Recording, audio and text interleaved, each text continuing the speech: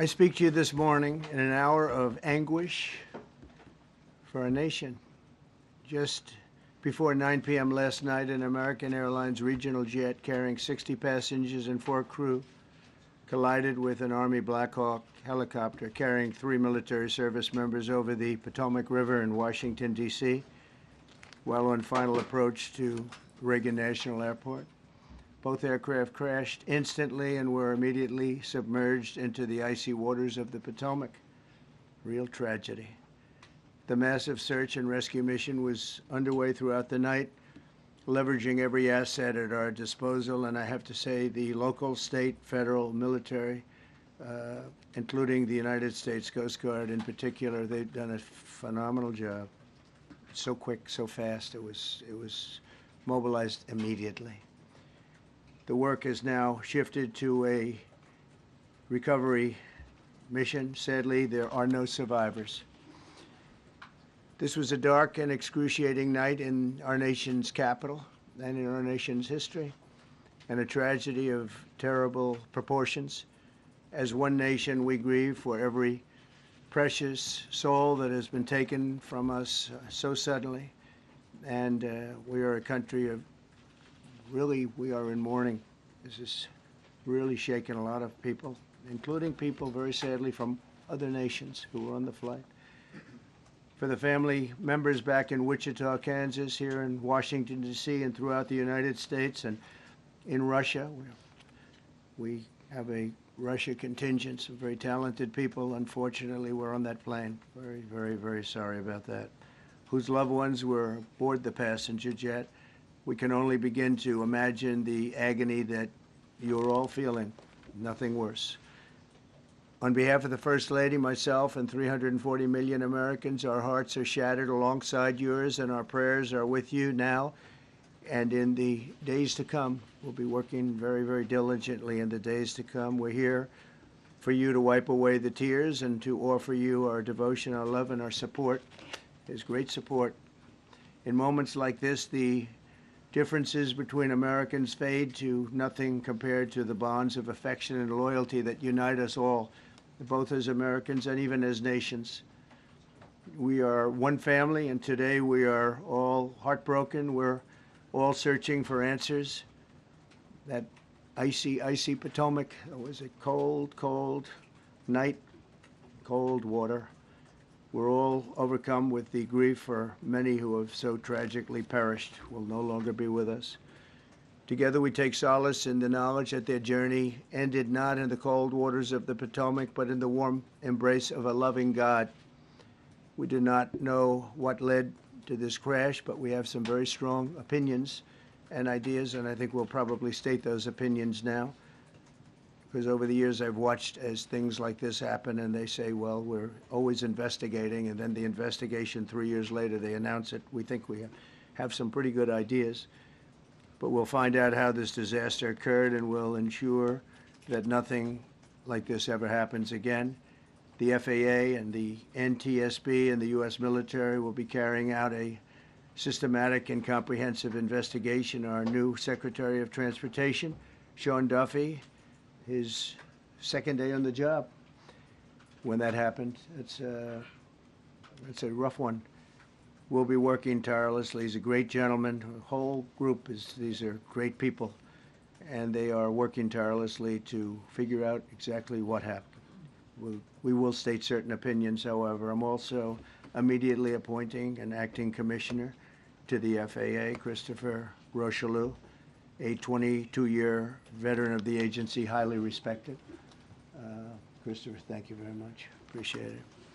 We must have only the highest standards for those who work in our aviation system. I changed the Obama standards from very mediocre at best to extraordinary.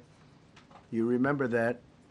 Only the highest aptitude, they have to be the highest intellect and psychologically superior people were allowed to qualify for air traffic controllers.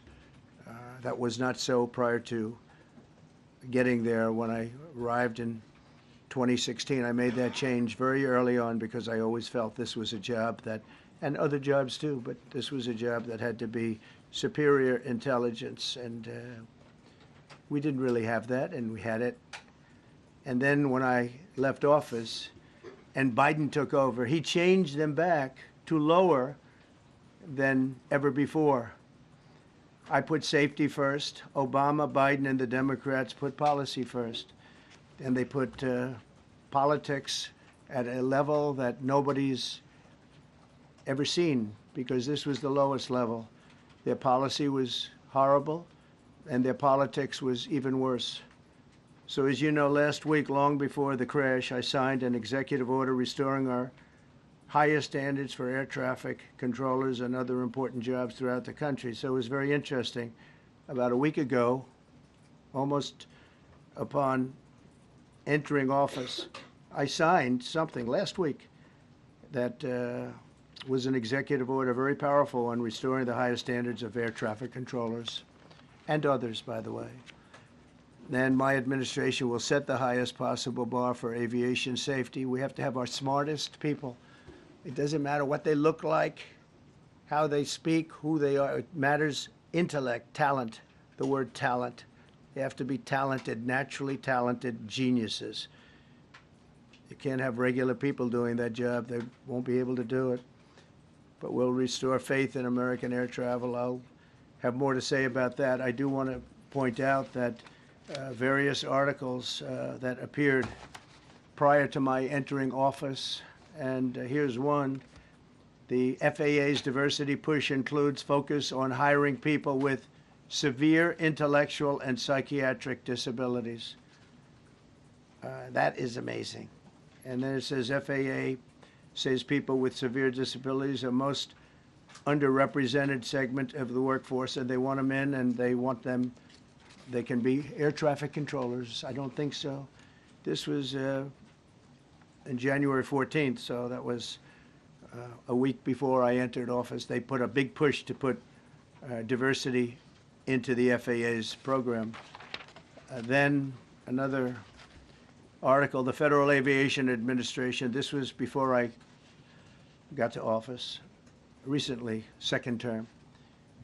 The FAA is actively recruiting workers who suffer severe intellectual disabilities, psychiatric problems, and other mental and physical conditions under a diversity and inclusion hiring initiative spelled out on the agency's website. Can you imagine? These are people that are, I mean, actually, their lives are shortened because of the stress that they have.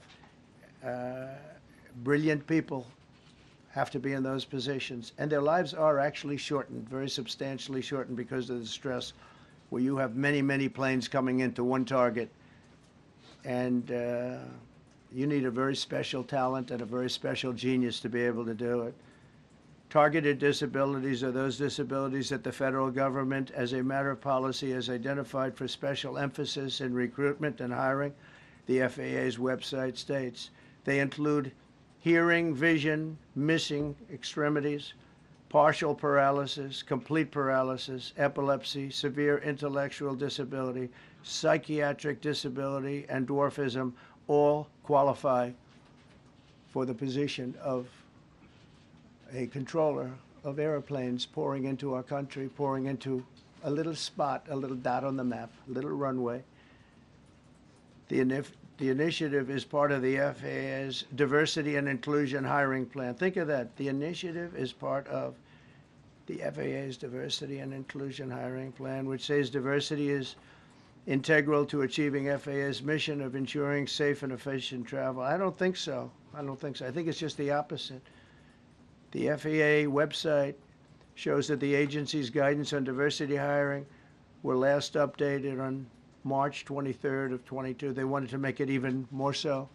And then I came in, and I assume maybe this is the reason. The FAA, which is overseen by Secretary Pete Buttigieg, a real winner. That guy's a real winner. Do you know how badly everything's run since he's run this Department of Transportation? He's a disaster. He was a disaster as a mayor. He ran his city into the ground, and he's a disaster now. He's just got a good line of bullshit. The Department of Transportation, his government agency charged with regulating civil aviation. Well, he runs it 45,000 people, and he's run it right into the ground with his diversity.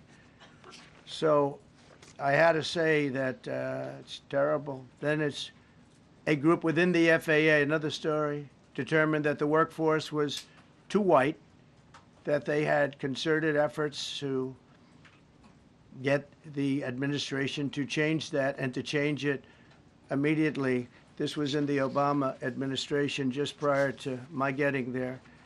And we took care of African Americans, Hispanic Americans. We took care of everybody at levels that nobody's ever seen before. It's one of the reasons I won. But they actually came out with a directive, too white. And we want the people that are competent. But now we mourn and we pray and would like to ask all Americans to join me in a moment of silence as we ask God to watch over those who have lost their lives and bring comfort to the loved ones. And I just want to say God bless everyone in this room. This has been a terrible, very short period of time. We'll get to the bottom of it. So we all saw the same thing. We've seen it many times. I've had the honor of hearing tapes. Tapes are scary, very scary tapes. You had a airliner coming in, American Airlines. He was doing everything right. He was on track. He was the same track as everybody else that came in. It's probably the same track as they've had for 25 years or more. He's coming in the path. And for some reason, he had a helicopter that was at the same height, obviously when they hit, but pretty much the same height, and going at an angle that was unbelievably bad. When the air traffic controller said, "Do you see?" He was talking about, "Do you see him?" But there was very little time left when that was stated. And then also he said, "Follow him in." And then almost immediately after that, seconds after that, there was the crash that took place. Well, you follow him in, that means like everything's fine. Follow him in. You had a pilot problem from the standpoint of the helicopter. I mean, because it was visual. It was a very clear night.